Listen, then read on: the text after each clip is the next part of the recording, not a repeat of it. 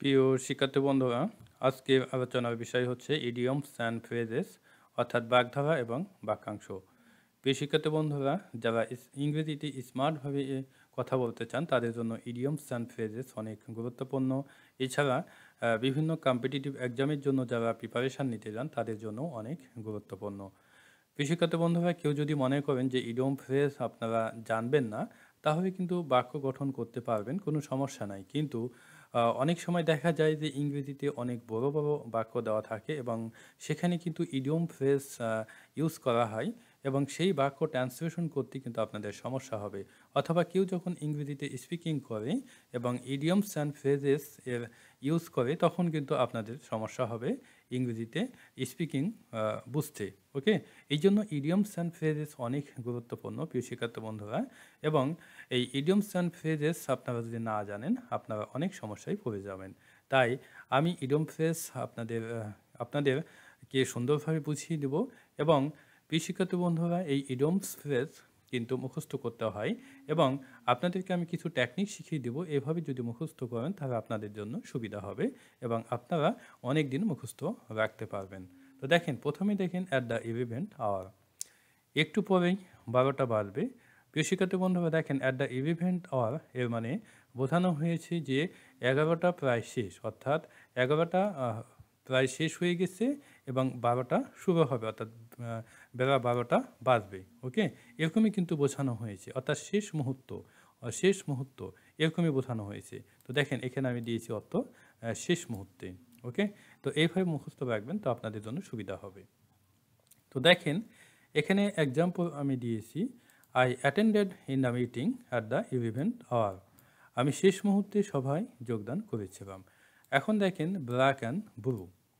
তো দেখেন এখানে আমি একটু আলোচনা করেছি, মামুন একজন লোককে এমনভাবে প্রহার করা হলো, মামুন নামে একজন লোককে এমনভাবে প্রহার করা হলো যে তার শরীরে কালো ও নিচে দাগ হয়ে গেছে। মামুনকে দেখবে যে কেউ বুঝতে পারবে যে তাকে অমানবিকভাবে প্রহার করা হয়েছে। এখানে ব্ল্যাক অ্যান্ড ব্লু নির্মমতার পরিচয় বহন করে, সুতরাং ব্ল্যাক অ্যান্ড ব্লু মানে হচ্ছে নির্মমভাবে। তো প্রিয় শিক্ষার্থী বন্ধুরা, কাউকে যখন মারা হয় তখন কিন্তু তার সেই জায়গা কিন্তু কালো হয়ে যেতে পারে, অথবা সেই জায়গা কিন্তু নিচে দাগ হয়ে যেতে পারে, তাই না? অর্থাৎ যখন নির্মমভাবে মারা হয়, অর্থাৎ অনেক যখন মারা হয় তখন এই ধরনের অবস্থা হয়ে যায়। এবং সেই দৃষ্টিকোণ থেকে আপনারা যদি ভাবেন, তাহলে ব্ল্যাক অ্যান্ড ব্লু এর অর্থ হচ্ছে নির্মমভাবে। তো দেখেন এখানে উদাহরণ দেওয়া হয়েছে, Rahim was beaten black and blue by the robber, রহিমকে ডাকাতের দ্বারা নির্মমভাবে প্রহার করা হয়েছিল। ওকে, এখন দেখেন cock and bull story, cock and bull story. তো দেখেন এখানে ব্যাখ্যা আমি দিয়েছি কিভাবে আপনারা মুখস্থ রাখবেন। কক এর অর্থ হচ্ছে মোরগ ও বুল এর অর্থ হচ্ছে ষাঁড়। এর মধ্যে কিন্তু শত্রুতা অথবা বন্ধুত্ব, শত্রুতা বা বন্ধুত্ব কোনোটাই কিন্তু সম্ভব নয়, তাই না? তাদের শারীরিক গঠন, বৈশিষ্ট্য, খাবার দাবার, বসবাস সম্পূর্ণ ভিন্ন প্রকৃতির। যদি কেউ বলে একটি বড় শিংওয়ালা কালো রঙের ষাঁড় ও ছোট একটি লাল রঙের মোরগের মধ্যে গভীর বন্ধুত্ব দেখেছি, তা বিশ্বাসযোগ্য হবে না, তাই না? অবিশ্বাসযোগ্য, এটা বিশ্বাসযোগ্য কোনো মতেই সম্ভব না। তাদের নিয়ে রটে যাওয়া গল্পকে লোকে আজগুবি বা গাঁজাখুবি বলবে।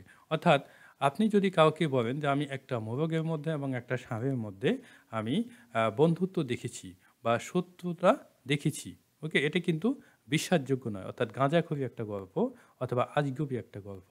তো সেইভাবে, অর্থাৎ এইভাবে যদি আপনারা বিবেচনা করেন, তাহলে কক অ্যান্ড বুল স্টোরি এর অর্থ হবে আজগুবি বা গাঁজাখুরি গল্প। ওকে, তো এইভাবে মনে রাখবেন। I don't believe the cock and bull story of your friend, আমি তোমার বন্ধু গাঁজাখুরি গল্প পছন্দ করি না।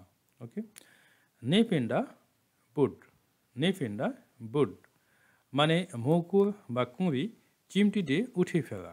তো প্রিয় শিক্ষার্থী বন্ধুরা, যখন বীজ রোপণ করা হয় তখন কিন্তু মুকুর উঠে বা কুঁড়ি উঠে, তাই না? বা ছোট চারা কিন্তু গজায় বা ছোট উদ্ভিদ গজায় এবং সেটিকে যদি প্রাথমিক অবস্থায় যদি নষ্ট করে দেওয়া হয় তাহলে তো হবে না, তাই না? সেটি কিন্তু বোঝানো হয়েছে দেখেন। এভাবে বৃক্ষের জীবনের শুরুতেই তার বিনাশ করে ফেলা, তার বড় হওয়ার যে সম্ভাবনা সেটি নষ্ট করে দেওয়া, অর্থাৎ নিভ ইন দ্য বুড মানে কুঁড়ি অবস্থায় বিনাশ করে দেওয়া অথবা অঙ্কুরে বিনষ্ট করা অথবা প্রথমা অবস্থায় ধ্বংস করা। ওকে, তো দেখেন এখানে উদাহরণ, my my all hopes my all hopes were nipped in the bud by a road accident. আমার সকল আশা একটি সড়ক দুর্ঘটনার শুরুতেই বিনাশ করে দিয়েছে।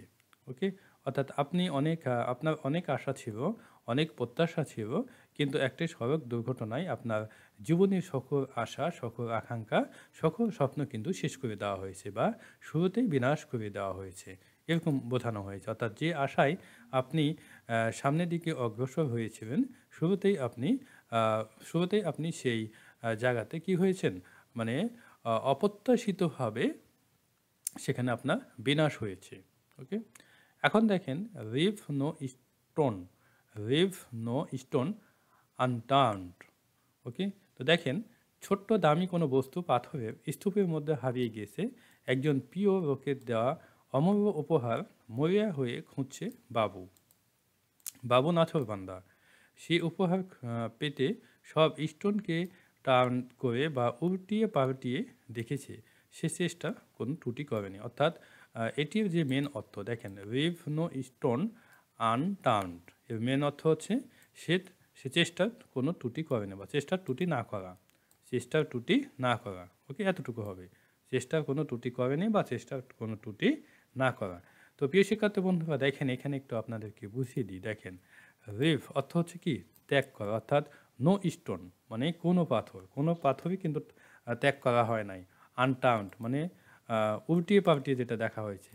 ওকে, অর্থাৎ কোনো পাথরই, অর্থাৎ দামি যে জিনিসটি হারিয়ে গেছে বা দামি স্বর্ণের হতে পারে জিনিসটা, তো বা অন্য কিছুরও হতে পারে, সেই জিনিসটাও পাওয়ার জন্য কোনো পাথরই কিন্তু বাকি রাখা হয় নাই, অর্থাৎ উল্টে পাল্টিয়ে কিন্তু দেখা হয়েছে, অর্থাৎ চেষ্টার কোনো ত্রুটি করা হয় নাই। ওকে, এবং এইভাবে যদি আপনারা মনে রাখেন, আপনাদের অনেক দিন মনে থাকবে এবং কোনো দিনই ভুলবেন না, আই হোপ। ওকে, তো দেখেন এখানে এক্সাম্পল দেখেন, Babu left no stone unturned to get his golden ring back. Babu তার সোনার আংটি ফিরে পেতে চেষ্টার কোনো ত্রুটি রেখেছিলাম না। তো প্রিয় শিক্ষার্থী বন্ধুরা, রেখেছিল না এটা হবে, রেখেছিলাম এটা ভুল হয়েছে। অর্থাৎ বাবু তার সোনার আংটি ফিরে পেতে চেষ্টার কোনো ত্রুটি রেখেছিল না, এটা হবে। ওকে, অর্থাৎ এমটা কাটাই যাবে, এরকম হবে। তো প্রিয় শিক্ষার্থী বন্ধুরা, আই হোপ আপনারা বুঝতে পেরেছেন। আমি সামনে আরও অনেক ভিডিও নিয়ে আসবো ইডিয়মস অ্যান্ড ফ্রেজেসের ওপরে। আই হোপ আপনাদের অনেক উপকার হবে।